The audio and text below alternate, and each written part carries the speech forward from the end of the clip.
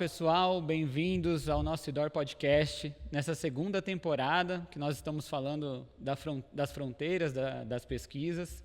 Hoje, a gente está com um convidado especial. Eu estou aqui ao lado da minha amiga Flávia Alvim. Tudo bem, Flávia? Tudo ótimo, Hermes. Hoje a gente recebe a doutora Camila Venchiarucci, que é médica, oncologista, diretora de desenvolvimento clínico do IDOR. Tudo bem, doutora Camila? Tudo bem, boa tarde. E também uma das coordenadoras da pós-graduação de pesquisa clínica, né, doutora? Tem Isso mesmo. Isso também. Antes da Flávia se aprofundar nas questões, porque ela vai sempre se aprofundando, eu vou começar mais do básico, tá, doutora? Eu queria trazer para o público, de maneira geral, quais são as fases aí da pesquisa e qual que o IDOR está mais atuante aí no momento. Bom, então, acho que para a gente conversar um pouquinho então, sobre pesquisa clínica, eu acho que a pesquisa clínica ela é fundamental para que novos tratamentos, novas opções terapêuticas sejam desenvolvidas e validadas para uso na prática clínica. Então, hoje, para a gente conseguir aprovar um medicamento, esse medicamento ele passa pela fase 1, fase 2 e fase 3 de testes clínicos, onde são observados diversos parâmetros, farmacocinética, farmacodinâmica, eficácia, comparação na fase 3 do tratamento experimental com o tratamento que atualmente é disponível para aquela doença, para aquela população. Então, a pesquisa clínica é fundamental para que a gente consiga aprovar novos tratamentos no futuro. Acho que uma coisa importante da gente colocar em tela é que todos os medicamentos que são utilizados hoje e que são aprovados para tratamentos em seres humanos, em algum momento eles passaram por esses testes clínicos, né? Então, nós dependemos da pesquisa clínica para que nós tenhamos acesso a novas oportunidades de tratamento no futuro. E é toda pesquisa clínica que desemboca em um novo tratamento? Na verdade, a maioria dos compostos, das moléculas que são desenvolvidas em laboratório, elas não vão ser aprovadas para uso humano, né? Então, estima-se hoje, só para a gente ter uma ideia, de cada 5.000 compostos que nascem lá na bancada, na pesquisa em laboratório, um deles vai terminar na prateleira da farmácia, né, com uma bula, com uma indicação terapêutica específica. Então, é mais ou menos essa proporção. Eu fico pensando nisso um pouco, porque ainda, a meu ver, né, sou um pouco mais leigo em relação ao assunto, ainda existem alguns mitos ou algumas preocupações dos pacientes em participar até de projetos de pesquisa, né? Quais são os desafios em relação a isso, doutora? Eu acho que é importante a gente entender que antes de uma molécula vir para uso em seres humanos, ela passa por uma bateria muito intensa de testes, né, em laboratórios, algumas moléculas em animais, né, de grande porte, pequeno porte, e só depois, quando a gente tem todas essas etapas concluídas, né, é que no caso do Brasil a Anvisa, que é a nossa agência regulatória, ela faz uma avaliação de todo esse dossiê de dados e só depois de uma análise bem aprofundada é que ela aprova essa molécula para ingressar em testes clínicos. Então, acho que isso é um ponto, né? As pessoas, então, a maioria dessas moléculas que não vão terminar numa molécula aprovada, elas já são eliminadas nesta fase, especialmente na fase dos testes in vitro, né? Então, antes de uma molécula ser colocada num ensaio clínico, ela já foi extensivamente estudada, a gente já tem diversos dados disponíveis, né? E só depois, então, que ela migra para a fase clínica. Quando ela chega na fase clínica, a gente está mais otimista, então, do que o que a gente tem no mercado. Com certeza. À medida que ela vai avançando de fase, né, na pesquisa, a chance dela ser aprovada vai gradualmente aumentando. E acho que uma coisa importante também da gente comentar é, atualmente, o desenvolvimento das moléculas, ele mudou bastante, né, nos últimos anos. Cada vez mais as moléculas vêm sendo desenvolvidas, focadas em alvos terapêuticos, e isso dobrou a chance de sucesso, né, quando uma molécula entra para estudo em seres humanos e ela é desenvolvida neste formato, onde o pesquisador, o laboratório que está participando do desenvolvimento foca num alvo conhecido para controlar uma determinada doença, isso dobra a chance dela ser aprovada no futuro. Então, sim, hoje eu acho que a gente vive um cenário mais otimista, né, quando uma molécula ingressa né, num ensaio clínico, e à medida que as fases vão avançando, essa taxa de sucesso vai aumentando, porque a molécula vai mostrando o seu desempenho satisfatório. Para ela poder passar de fase, para ela ir para a fase 2, ela tem que passar pela fase 1. Então, assim sucessivamente até a aprovação. E como é para trazer isso para o paciente que vai participar, né, doutora? Como que a gente traduz isso para ele na captação mesmo, né? Para a participação da pesquisa, como que a gente tem feito isso? Eu acho que a gente trabalha bastante com comunicação. Então, o médico geralmente explica, né, toda essa proposta para o paciente. E lembrando que a participação em ensaios clínicos no Brasil ela é voluntária. Então, a participação é uma livre escolha, né, do paciente, do participante. Então, acho que a função da equipe médica e a equipe de pesquisadores é fornecer informações ao paciente. Cada molécula vai ter a sua informação específica, né? Então, é muito importante conversar com o médico que está, né, o paciente ter uma conversa com o médico, tirar todas as dúvidas. E a gente tem o termo de consentimento livre esclarecido. O que é isso? É um documento que faz parte, né, dos documentos da pesquisa, do estudo que está sendo executado, onde o paciente recebe todas as informações também por escrito. Então, o paciente lê o termo de consentimento e ele pode levar esse termo de consentimento para casa para fazer a leitura. Ele deve discutir esse termo com familiares, se ele tiver esse desejo, para que todas as dúvidas a respeito da participação de um estudo elas sejam esclarecidas antes do paciente tomar a decisão se ele quer ou não participar, né, da pesquisa. Então, eu acho que a gente trabalha muito com informações. Esses termos, muitas vezes, são longos, então é bem importante que se faça uma leitura adequada, com calma, né, e que todas as dúvidas sejam sanadas. E cada pesquisa vai ter a sua particularidade. Então, não dá para a gente falar de uma forma genérica de riscos, benefícios, chance de benefício. Tudo isso vai estar descrito, né, para cada estudo. Os estudos são muito específicos para cada doença, para cada indicação de uma nova medicação. Entendi, mas basicamente, então, o paciente tem uma transparência dos prós e contras, né, e da possibilidade de um tratamento talvez inovador e ainda melhor do que hoje está disponível. Basicamente isso. A gente só vai saber se esse tratamento é melhor ou não quando a pesquisa terminar. Mas a gente tem os dados dos estudos anteriores que aconteceram e são esses dados que a gente passa, né, para os participantes. Às vezes, um medicamento ele vai levar de 9 a 10 anos para ingressar numa fase 1 e estar disponível no mercado. Então, a pesquisa clínica, ela traz a evidência que esse medicamento precisa para ser incorporado na prática clínica, mas é uma oportunidade de acesso a novas moléculas que ainda estão em desenvolvimento, mas que têm potencial terapêutico. E em termos estatísticos, a jornada do paciente, ela, em média, é suavizada quando o paciente é inserido em alguma pesquisa clínica? A pesquisa clínica ela faz parte, sim, da jornada do paciente. Durante a pesquisa clínica, a gente segue muito estritamente o protocolo de pesquisa. Então, a gente muda um pouco a dinâmica, às vezes, assistencial, no sentido de termos muito exame, a gente tem bastante exame de acompanhamento. Monitoramento muito intensivo, com mais coletas de exame de sangue, porque justamente isso, é uma medicação nova, então a gente precisa garantir um acompanhamento muito de perto desse participante. Então, costuma ter mais visitas médicas, mais exames do que um tratamento que é da rotina, né? Porque o monitoramento é mais intenso. Eu fico, talvez por estar inserido aqui no Instituto, algo que eu não estava 4 anos, 3 anos atrás, e olhava muito menos para a pesquisa, para mim, eu entendo que o Brasil tem participado cada vez mais ativamente da pesquisa, né? Se isso está certo, por que o Brasil tem ocupado esse protagonismo, na sua visão, doutor? A gente vem notando um aumento das pesquisas clínicas do Brasil. Os últimos relatórios da Anvisa confirmam essa informação, assim como os relatórios, né, da Interpharma e outros relatórios que a gente usa como parâmetro. E os estudos vêm aumentando porque eu acho que o Brasil tem tido algumas mudanças no sistema regulatório.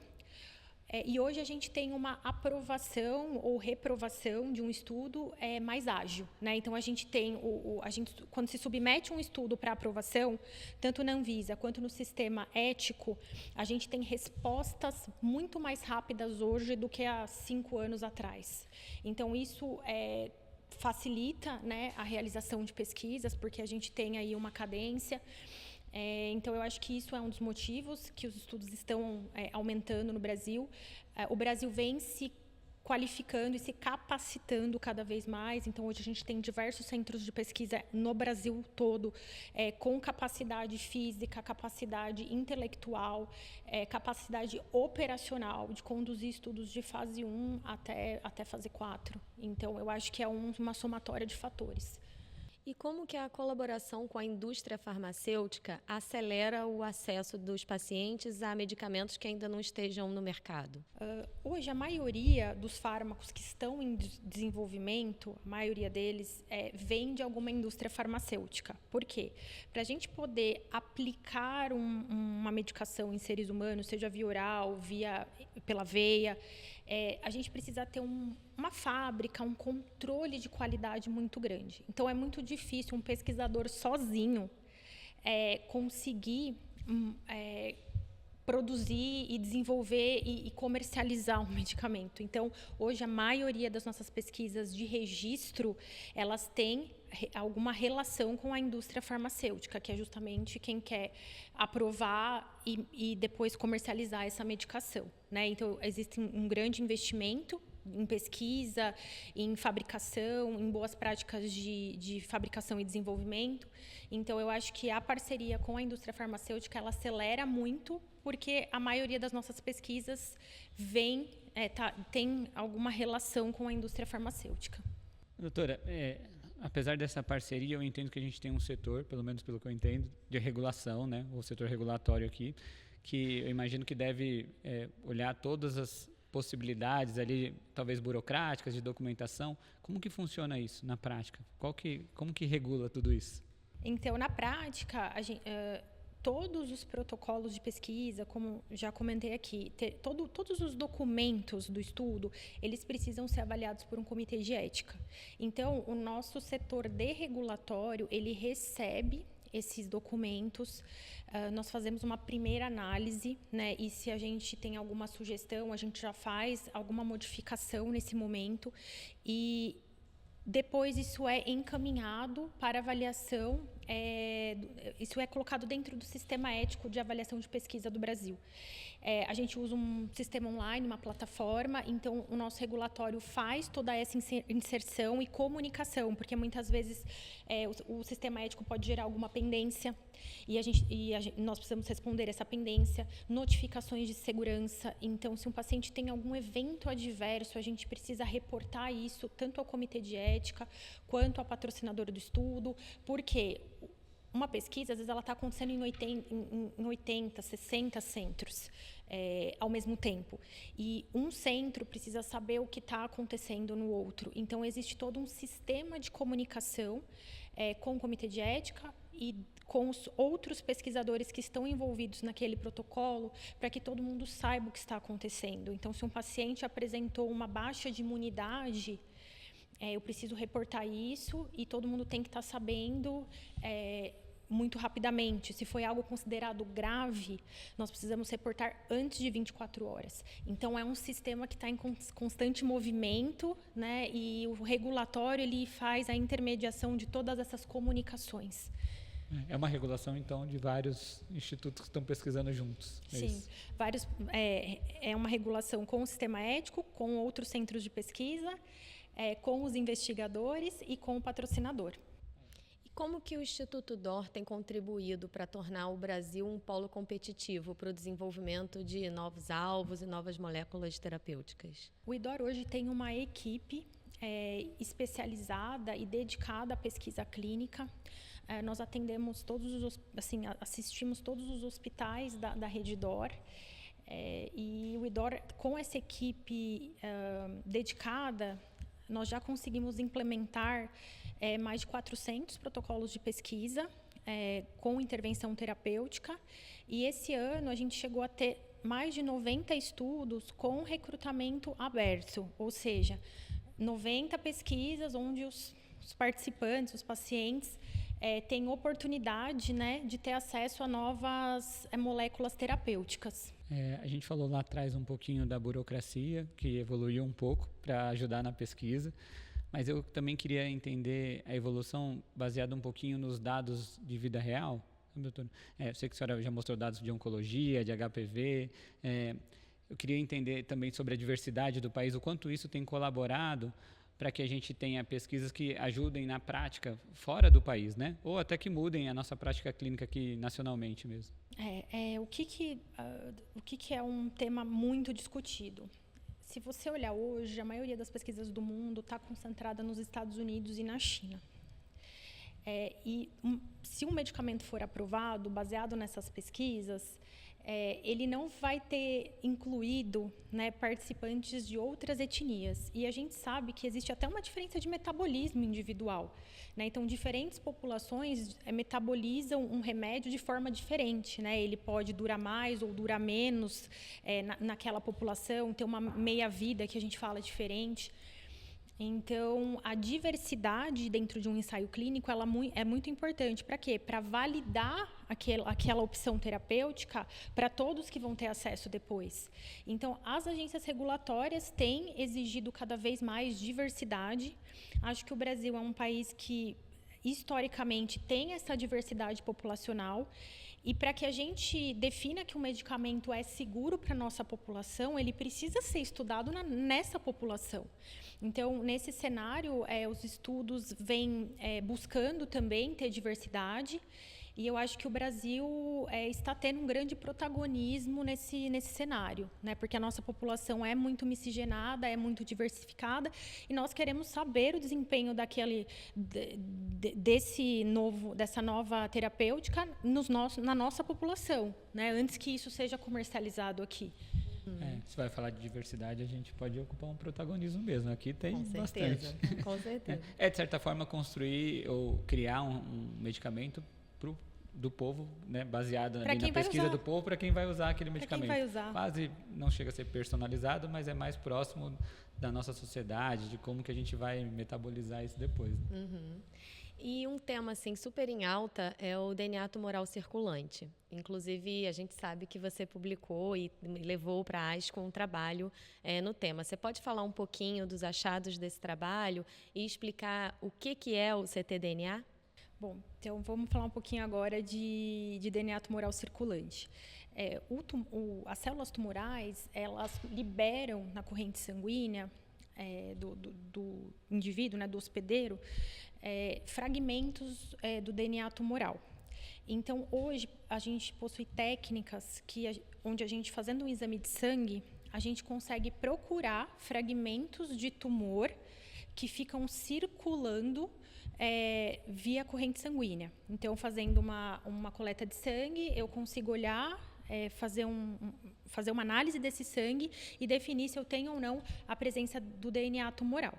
Existem várias plataformas hoje que fazem esse tipo de análise, algumas procurando mutações ou alterações genéticas específicas e muito frequentes, né, no tumor que está sendo avaliado, e outras onde essa busca é personalizada. Então, se faz um sequenciamento da biópsia do paciente, a biópsia que foi usada para o diagnóstico, se procura quais alterações genéticas o tumor daquele paciente tem, e depois a gente vai rastrear isso no exame de sangue. Então, são feitas 2 etapas, é isso, doutor, que eu estou entendendo? São 2 técnicas. Você técnicas, pode ter um painel amplo, onde você não precisa ter o tumor primário, você já vai direto para a pesquisa no sangue, você pega mutações frequentes, por exemplo, em tumor coloretal, e você tem outra técnica que você pareia o material tumoral do paciente que está sendo avaliado, né?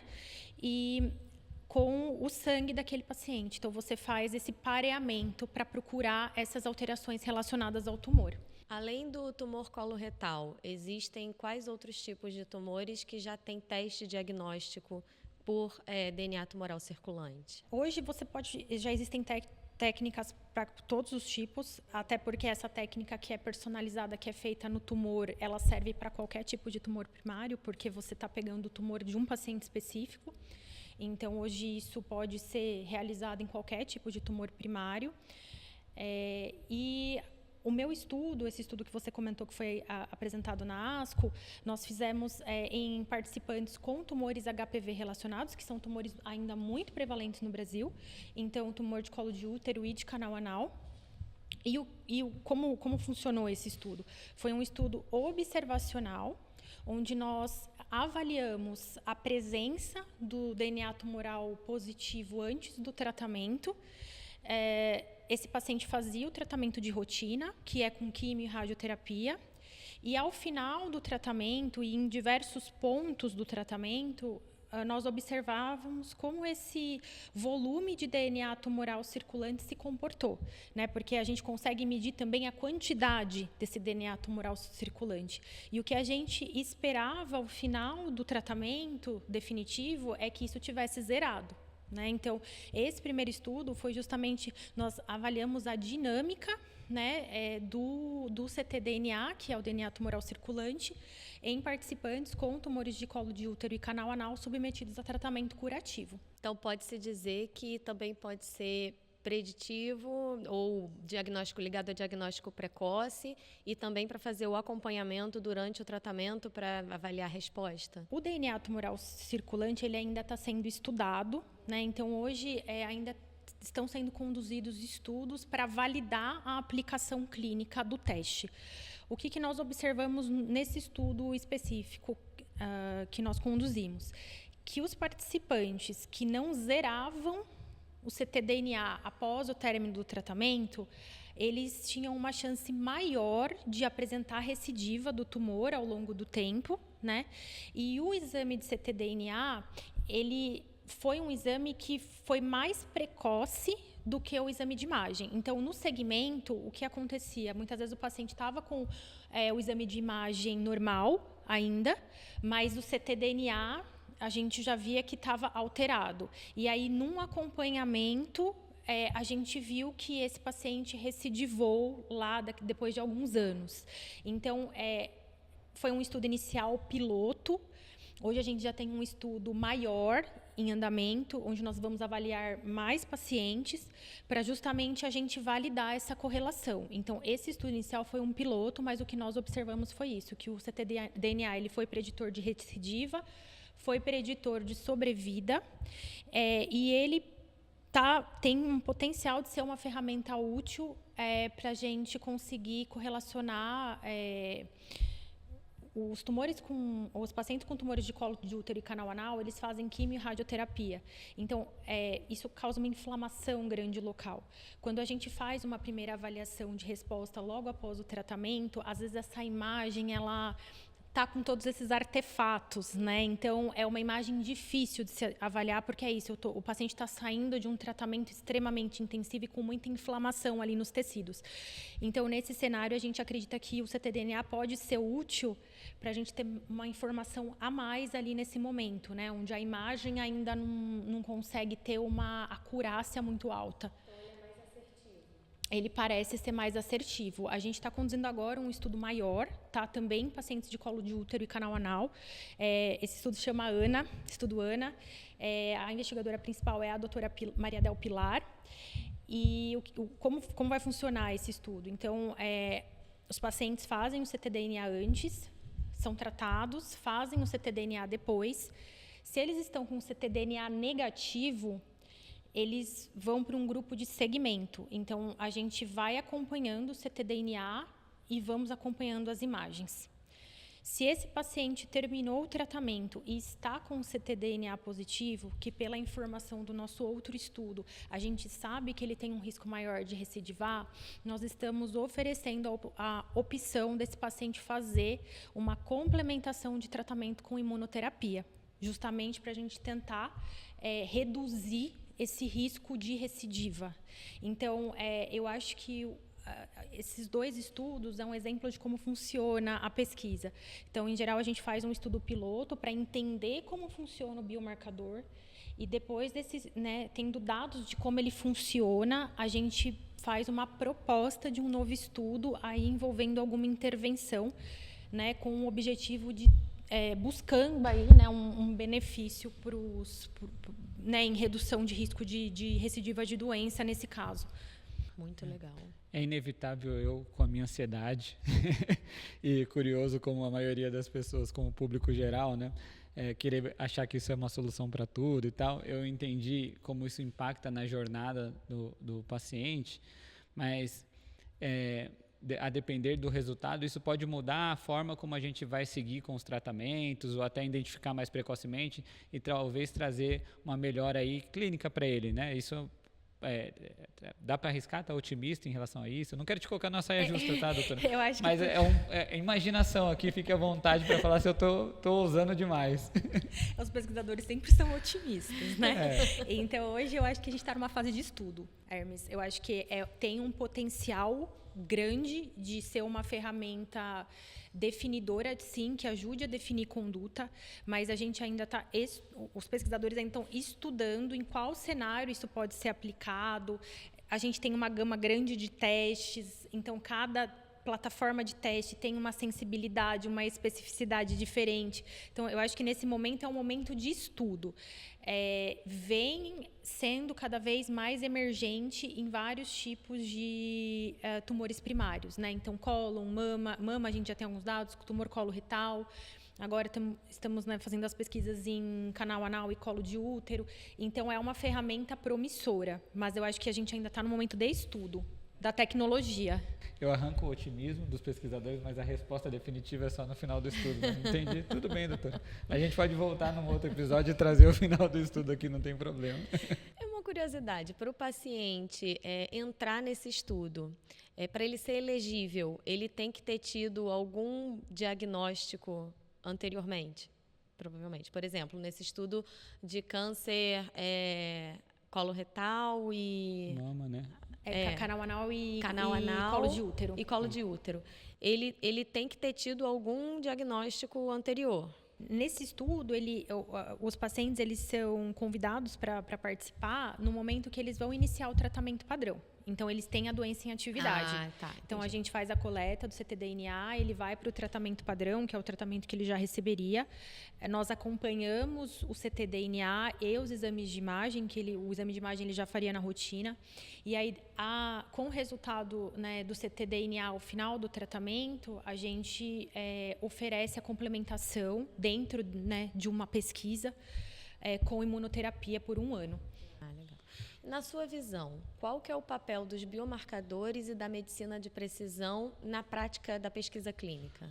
Eu já ia apelar para essa pergunta, porque eu estou cheio de esperança nos biomarcadores, na medicina de precisão, que vai ser uma solução aí personalizada, talvez um pouco mais cara, né? Mas eu já ia partir para esse tipo de pergunta mesmo, doutora. Acho que eu comentei um pouquinho já com vocês, né? Quando um medicamento ele é desenvolvido pautado num biomarcador, a chance de sucesso dele em longo prazo é muito maior. Então, o conhecimento das vias moleculares, vias de ativação, vias de proliferação do tumor, ele é muito importante para isso, para que a gente possa fazer remédios já direcionados, né? Que a gente chama de terapia-alvo. Então, eu vou direto naquele alvo que eu já, em estudos prévios, identifiquei que está fazendo o tumor crescer, está fazendo o tumor aumentar. Então, eu acho que isso, você ter um medicamento baseado em alvo molecular, ele aumenta a chance da pesquisa chegar desse medicamento chegar ao registro, ele dobra, né, essa chance. Então, é fundamental.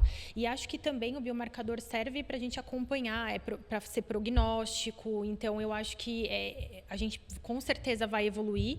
E na pesquisa é cada vez mais frequente que os pacientes sejam direcionados, selecionados por alvos, justamente por isso, porque o que os pesquisadores querem e também quem está testando o medicamento é que isso funcione. Então, a gente tenta ser o mais assertivo possível na hora de colocar o paciente no estudo, para que ele tenha a maior chance de ter algum benefício.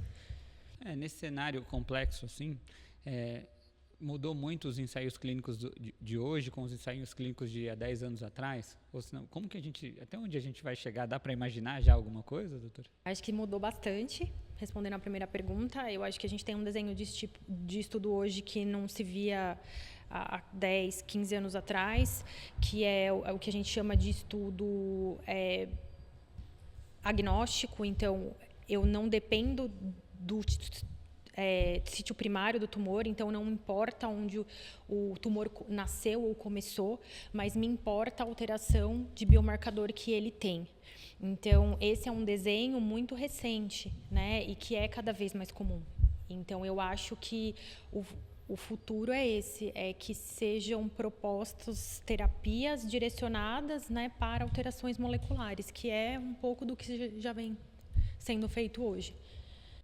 Falando um pouco de formação profissional e futuro da pesquisa clínica. Como o Hermes comentou, né, além de médico oncologista, você também coordena a pós-graduação de pesquisa clínica aplicada do IDOR.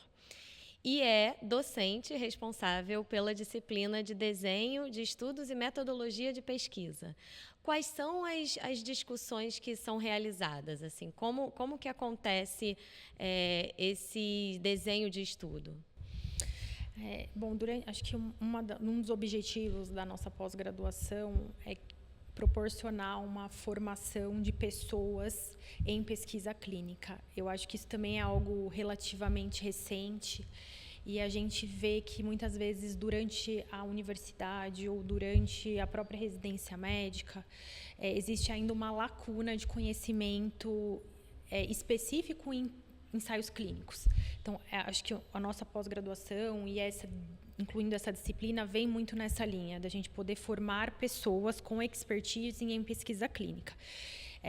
A nossa pós-graduação é muito dinâmica, todos os professores são médicos e profissionais de saúde que efetivamente trabalham com pesquisa clínica. Eu acho que esse é o grande diferencial, Hermes, da nossa pós-graduação, que os alunos vão ter contato com pessoas que, de fato, atuam em ensaios clínicos. Então, a nossa pós-graduação é muito prática, né? Nessa disciplina de métodos, então, a gente fala um pouco sobre desenhos de estudos, sobre a metodologia que é aplicada em cada fase da pesquisa, que são metodologias diferentes, né, para cada uma das fases. Então, a gente aborda todo esse conteúdo, né? E eu acho que nesse diferencial de uma discussão prática, né? A equipe que ministra aulas é uma equipe que faz pesquisa clínica, que vê paciente, que conduz ensaios clínicos. Então, acho que as discussões são muito ricas por isso, porque a gente tem pessoas que estão ali na linha de frente. E por ser um tema assim crescente, né, e muito recente, você pode dizer que existe escassez de profissionais, de médicos relacionados, ligados à pesquisa clínica no mercado hoje?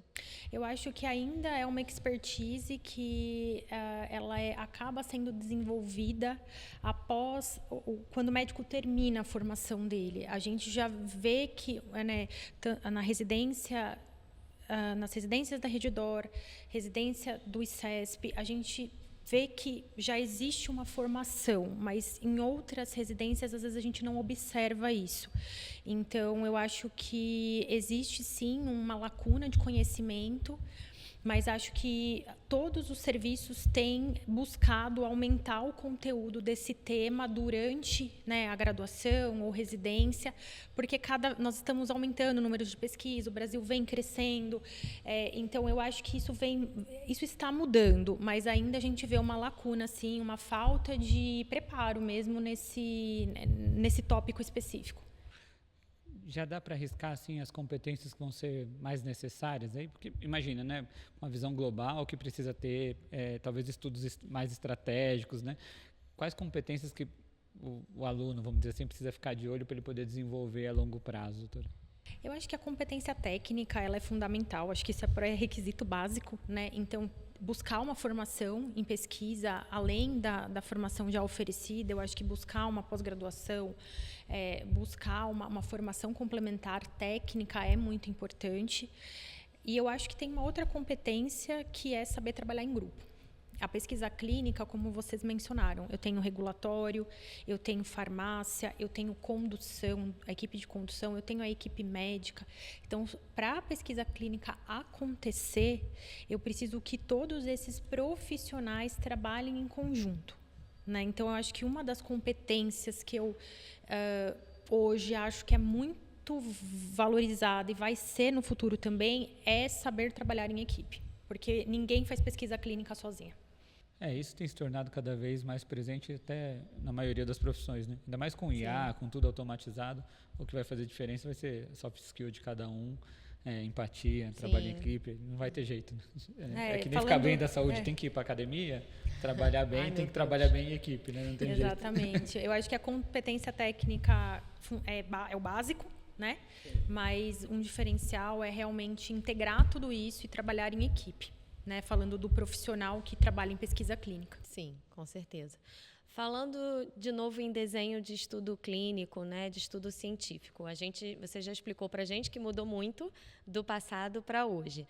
Mas como que você vê e se vê mudanças para, digamos, daqui a 10 anos em desenhos de estudos clínicos? Eu acho que minha impressão é que a inteligência artificial vai ser incorporada nesse processo, né?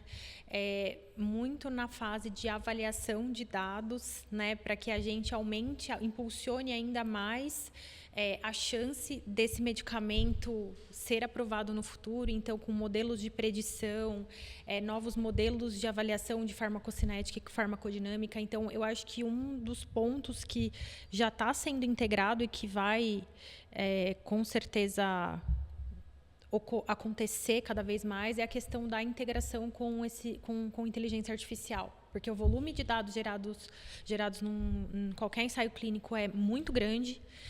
Então, eu acho que isso vai trazer novas possibilidades de análise e de controle, né, do dado. Então, a medicina preditiva e de precisão é a medicina do futuro. Eu acredito que já é uma medicina que já é realidade. Eu acho que ela vai ser cada vez mais no futuro. Mas eu acho que hoje a medicina de precisão é uma realidade já. E na medicina de precisão, eu imagino que a questão financeira, né, é o principal desafio hoje, então. Porque fazer em escala é um custo, né? À medida que a gente afunila, seja na pesquisa ou seja no tratamento, eu imagino que vai ser esse o desafio para o futuro. Talvez também. pela novidade, digamos assim, e você enxerga que daqui a 10, 20 anos já seja algo bem mais acessível para a população de maneira geral? A progressão natural é essa? Eu acho que sim, porque toda vez que a gente desenvolve e tem uma tecnologia que mais pessoas estão usando, a gente consegue reduzir um pouco o custo. Mas eu acho que faz parte da pesquisa também buscar alternativas que sejam acessíveis. Então, posso dar o exemplo dessa pesquisa que a gente está fazendo com DNA tumoral circulante. Então, hoje, o teste que a gente utiliza para fazer o direcionamento é um teste comercialmente disponível. Mas, em paralelo, os nossos grupos de pesquisa estão buscando desenvolver testes de ctDNA que sejam mais acessíveis, com outras metodologias, mas que possam ter um valor mais acessível, né? Esse tipo de teste onde eu faço para um paciente, né, eu pareio o material tumoral com o exame de sangue por paciente, ele é muito custoso, porque é uma técnica extremamente individual, como você falou. Mas a gente vem buscando outras alternativas para que isso possa ser amplamente utilizado, né? Então, como eu expliquei, outras plataformas já estão utilizando mutações mais prevalentes. Então, faz parte da nossa pesquisa também desenvolver testes que possam ser amplamente acessíveis. Pode-se ter um olhar otimista, assim, de incorporação pelo SUS, por exemplo? Talvez. Eu acho que a gente precisa trabalhar e desenvolver um teste que seja viável em larga escala, que hoje não é a realidade, né, de um teste de ctDNA, não é a realidade hoje no país, mas a gente precisa pesquisar e trabalhar para isso. Faz parte da nossa pesquisa desenvolver metodologias que proporcionem acesso. E, doutora, como diretora de desenvolvimento clínico, a gente às vezes fica entretido muito nas questões administrativas, de diretoria. a pesquisa que a senhora está mais envolvida hoje é de ctDNA? Ou tem outras? Eu estou envolvida em várias pesquisas. Eu sou apaixonada por pesquisa clínica. Então, eu atuo em alguns estudos, né, como investigadora principal. Alguns estudos com novos medicamentos. Eu tenho alguns estudos com DNA tumoral circulante. Né? Então, acho que essas são as principais linhas. Eu trabalho mais com tumores gastrointestinais. Tenho trabalhado também com estudos de fase 1. Então, eu tenho o meu tempo dividido hoje entre atribuições administrativas e atribuições clínicas. Você pode dar um spoiler de um estudo mais promissor, assim, de resultados mais animadores que você tem tido? Bom, eu acho que esse do ctDNA é um estudo bastante promissor. Né? Eu acho que é um dos estudos que a gente está mais animado no momento. Legal. Ele já está chegando no final do recrutamento. Então, a gente está bem, a gente vem acompanhando os pacientes, então a gente está bem animado para ver o resultado final. E aí, para finalizar, é claro que eu fico perguntando para frente, porque eu gosto desse tipo de provocação mesmo, tá, doutora? Se a senhora pudesse ter uma resposta aí, magicamente. Né? Ele adora essa pergunta. Eu queria muito essa Ele resposta, pega todo mundo, né? Então, a fada madrinha, né? A fada se madrinha veio a fada aqui madrinha. e deu uma resposta mágica. Qual que é a resposta que a senhora acha que está buscando aí? Que poderia ter? Para que pergunta? Magicamente, a senhora tem uma resposta para uma pesquisa, para um projeto seu. Tem alguma resposta que você queria magicamente ter? Eu acho que a primeira, né, falando dessa linha de pesquisa, eu acho que uma das respostas que a gente quer ter é se a gente pode abrir mão dos exames de imagem e acompanhar o paciente só com exame de sangue. Eu acho que essa é uma das perguntas que a gente está buscando responder. Se a gente precisa ficar fazendo um paciente repetir imagem a cada 3 meses, ou se a gente pode ir para um exame de sangue e ter a segurança que ele está sem nenhuma doença residual, né, baseada no exame de sangue. Então, acho que essa é uma pergunta que eu acho que é uma pergunta importante que a gente quer responder. Tá bom. Eu fiquei pensando nisso. Quando eu fui pesquisar um pouquinho para fazer as perguntas, eu pensei, isso de biomarcador está parecendo uma listinha de exames, né? Vai estar junto do meu hemograma um exame que eu possa fazer, de certa forma, para diagnóstico, né? Ou até para me prevenir de uma futura... Eu acho que para diagnóstico, acho que a linha de utilização do ctDNA, as pesquisas estão mais avançadas na linha de monitorização de tratamento do que diagnóstico. Né? Mas tem grupos que estão pesquisando, sim, essa frente de ter biomarcadores que possam fazer rastreio. Legal. O ctDNA, não querendo acabar, né? Aquela que não quer acabar a entrevista. Mas o ctDNA, ele está mais ligado, né? A detecção dele está mais ligada quando você tem um avanço da doença? Em geral, pacientes que têm doença avançada, eles têm uma maior taxa de positivos, né? E uma maior carga desse material na circulação. É isso que a gente observa. Então sim, né? Tá bom. Acho que se a gente queria falar das fronteiras da pesquisa, a gente conseguiu chegar bem próximo. A gente vai ter que programar outro episódio, não vai ter jeito, a doutora, com essas respostas, por favor, nos avise. Eu queria agradecer também a disponibilidade, né, essa simpatia toda para responder um monte de pergunta nossa. Né? Muito obrigada, foi excelente. Eu que agradeço, gente. Bom, pessoal, ficamos aqui com mais um episódio do nosso IDOR Podcast. Se você tem curiosidade de saber dos projetos de pesquisa, se você é paciente ou médico, né, doutora? No site tem as informações dos estudos que estão em andamento. É só procurar ali no site, doutora? Sim, no site vocês conseguem encontrar os nossos canais. Se algum voluntário tiver interesse em conhecer mais, nossas pesquisas estão disponibilizadas, as pesquisas que estão em andamento estão disponíveis no site, e também a gente tem uma equipe aqui dentro da pesquisa clínica que pode responder, né, ao contato e tirar qualquer tipo de dúvida. É isso. A gente vai deixar o link aqui embaixo para vocês acessarem mais facilmente. É isso, nos comentários lá também. Fiquem à vontade até para comentar nos cortes também que a gente fizer do podcast, se alguém tiver alguma dúvida, né, coloca ali que a gente vai atrás de todo mundo aí para poder responder. Obrigado, viu, doutora? Eu que agradeço. Obrigada. Obrigado, pessoal.